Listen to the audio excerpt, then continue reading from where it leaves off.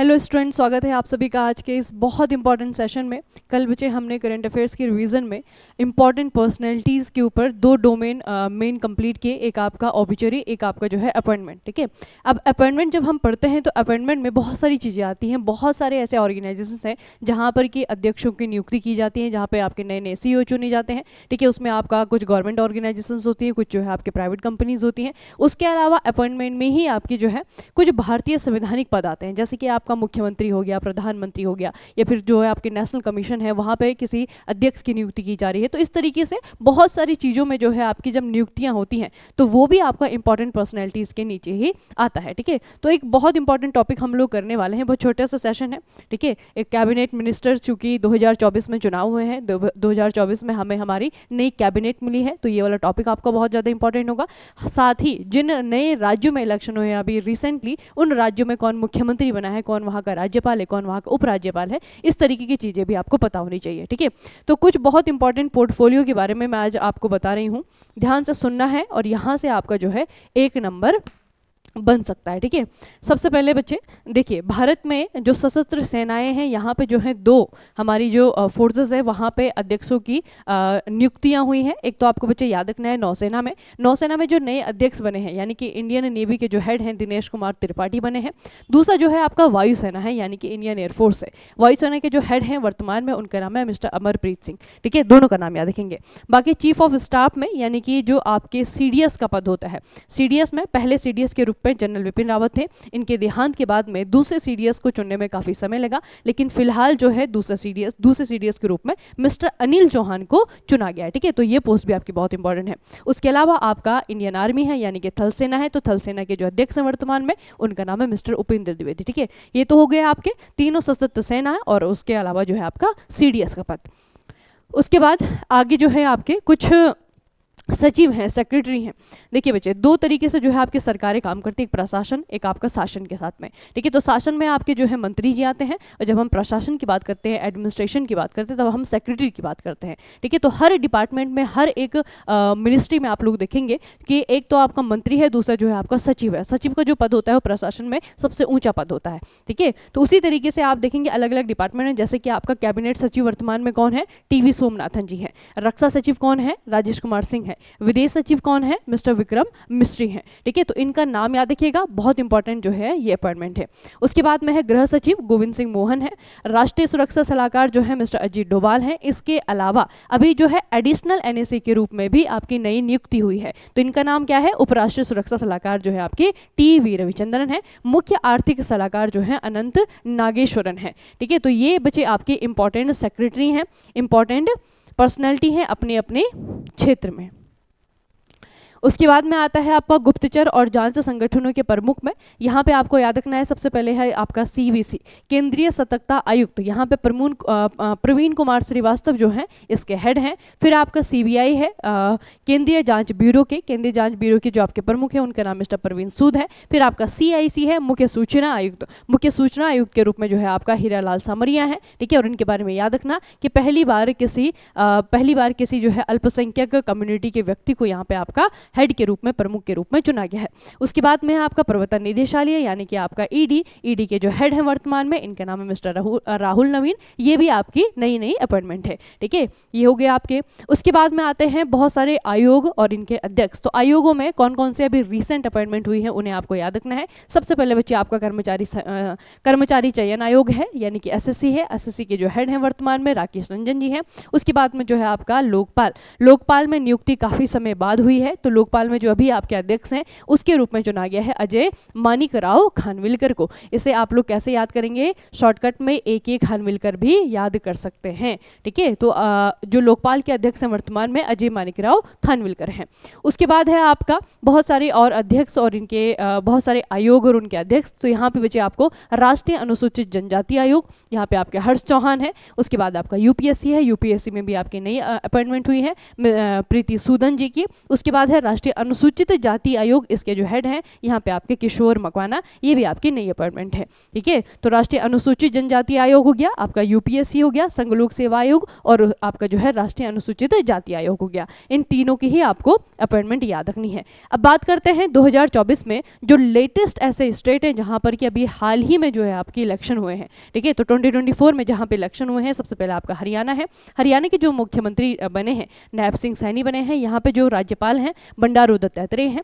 दिल्ली की अगर हम बात करें तो दिल्ली पे इलेक्शन तो नहीं हुआ है, लेकिन दिल्ली के जो सीएम थे अरविंद केजरीवाल, उनके द्वारा इस्तीफा दिया गया। उसके बाद जो है आपके नए मुख्यमंत्री के रूप में चुना गया अतिशी मारलेना को। ठीक है, पूरा नाम याद रखना बच्चा इनका। ठीक है, अतिशी नाम से ज्यादा जाना जाता है, लेकिन पूरा नाम आपको याद रखना है, अतिशी मारलेना। उसके बाद यहाँ के जो उपराज्यपाल हैं उनका नाम विनय कुमार सक्सेना। उसके बाद आता है आपका जम्मू और कश्मीर, बहुत इंपॉर्टेंट आपका यूनियन टेरिटरी है, अब तो स्टेट नहीं रहा। 31 अक्टूबर 2019 के बाद से इसे जो है केंद्र शासित प्रदेश बना दिया गया था, लेकिन ये ऐसा केंद्र शासित प्रदेश है जहां पे कि सीएम होते हैं। याद रखिएगा, हमारे देश में जो है आपके 3 ऐसे केंद्र शासित प्रदेश हैं जहां पर कि सीएम का पद भी है। एक आपका पुदुचेरी है, एक आपका दिल्ली है और एक आपका जो है जम्मू कश्मीर है। तो जम्मू कश्मीर में 2019 के बाद से अभी जाकर के 2024 में चुनाव हुए हैं और यहाँ पे चुनाव में जिस व्यक्ति ने सीएम के रूप में अपना पद हासिल किया है, नाम आपको याद रखना है। यहाँ के जो आपके सीएम बने हैं अमर अब्दुल्ला। ठीक है, अमर अब्दुल्ला आपको याद रखना है। साथ ही बच्चे यहाँ पे आपको याद रखना है कि उपराज्यपाल कौन है जम्मू कश्मीर के, तो जम्मू कश्मीर के उपराज्यपाल हैं मनोज सिन्हा। ठीक है, मनोज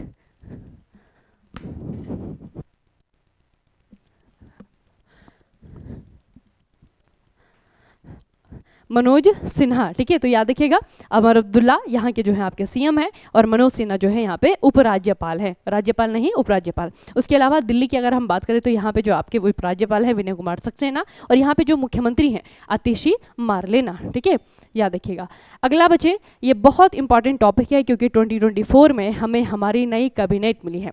अब बहुत सारे ऐसे आपके पोर्टफोलियो हैं, ऐसे आपकी मिनिस्ट्री हैं जहाँ पर कि उसी व्यक्ति को दोबारा से चुना गया है ना। जैसे आपके होम मिनिस्ट्री हैं, जैसे आपके विदेश मंत्रालय है, आपका जो है फिनेंस मिनिस्ट्री है। तो बहुत सारे ऐसे आपके मेन जो आपके कोर मिनिस्ट्री है वहाँ पे तो बहुत बड़ा जो है आपका अदला बदली नहीं किया गया है। जो व्यक्ति पहले वहाँ पे मिनिस्टर थे उन्हें ही जो है आपका दोबारा चुना गया है। तो मैं आपको बताऊंगी सिर्फ उन व्यक्तियों को जहाँ की नई अपॉइंटमेंट हुई है या फिर जो आपको याद रखने हैं। ठीक है, क्योंकि बच्चे मेन मिनिस्टर तो सभी को याद रखते हैं, हम लोग उन्हें देखते भी रहते हैं खबरों में या फिर पढ़ते भी रहते हैं उनके बारे में। ठीक है, तो ये आपको पता है कि विदेश मंत्री कौन है, वित्त मंत्री कौन है, गृह मंत्री कौन है या फिर हमारे रक्षा मंत्री कौन है। ठीक है, उसके अतिरिक्त जो आपकी कैबिनेट है उसके बारे में आपको क्या क्या याद रखना है, चलिए पढ़ते हैं। कैबिनेट मिनिस्ट्री में सबसे पहले है वाणिज्य और उद्योग मंत्री पीयूष गोयल का नाम। उसके बाद है आपका शिक्षा मंत्री धर्मेंद्र प्रधान, ये पहले भी थे अभी भी दोबारा बने हैं, है ना। संसदीय कार्य मंत्री, कोयला और खनन मंत्री, इस मिनिस्ट्री के जो है आपके मंत्री बनाए गए हैं प्रहलाद जोशी को। ठीक है, उसके बाद में आता है आपका स्वास्थ्य परिवार कल्याण और रसायन उर्वरक, ये है आपका जेपी नड्डा जी के पास में। उसके बाद है कृषि किसान कल्याण और ग्रामीण विकास, Shivraj Singh Chouhan, very important portfolio. उसके बाद है आपका मनोहर लाल खट्टर, आवासन और शहरी कार्य ऊर्जा। देखिए बच्चे, ये दोनों व्यक्ति है ना, ये कैबिनेट में आने से पहले ऑलरेडी 2 स्टेट को ये रिप्रेजेंट कर चुके हैं। ठीक है, 2 स्टेट कौन से, शिवराज सिंह चौहान जो है ये सीएम रह चुके हैं एमपी के। ठीक है, और मनोहर लाल खट्टर ये सीएम रह चुके हैं आपके हरियाणा के। ठीक है, तो अब इन दोनों व्यक्तियों ने जो है इस बार लोकसभा का चुनाव लड़ा और लोकसभा के चुनाव ये जीत भी गए और उसके बाद जो है इन्हें एक कैबिनेट मिनिस्ट्री का पद भी मिल गया। ठीक है, तो जो मंत्रालय इन दोनों को दिया गया है आपको याद रखना है। ठीक है, मनोहर लाल खट्टर का याद रखिएगा आवासन और शहरी कार्य और आपका ऊर्जा मंत्रालय मिला है इन्हें, और जो आपके शिवराज सिंह चौहान है इनको जो है ग्रामीण विकास और कृषि और किसान कल्याण मंत्रालय मिला है। अगला आपका मिनिस्ट्री है सूक्ष्म लघु और मध्यम उद्योग, जीतन राम मांझी। पंचायती राज, मत्स्य पालन, पशुपालन, डेयरी, राजीव रंजन या फिर लल्लन सिंह। उसके बाद है पत्तन पोत परिवहन और जलमार्ग मंत्रालय, ये आपका सर्बानंद सोनोवाल के जी के पास में ही पहले भी था और दोबारा इन्हीं के पास आ गया है।